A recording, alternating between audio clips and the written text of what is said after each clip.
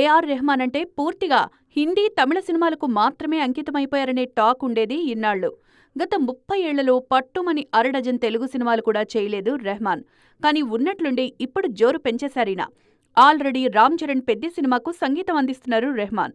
దీని వర్క్స్ అన్ని వేగంగా నడుస్తున్నాయి. పెద్ది నుంచి విడుదలైన చికిరీ సాంగ్ 100 మిలియన్స్ దాటిపోయింది. రంజాన్ మాసం మొదలయ్యే ముందే పెద్ది వర్క్ పూర్తి చేయాలని చూస్తున్నారు రెహమాన్. బాబీ చిరంజీవి సినిమా కూడా రెహమాన్ పేరే వినిపిస్తోంది. ఈ సినిమా రెగ్యులర్ షూటింగ్ మార్చి నుంచి మొదలు కానుంది.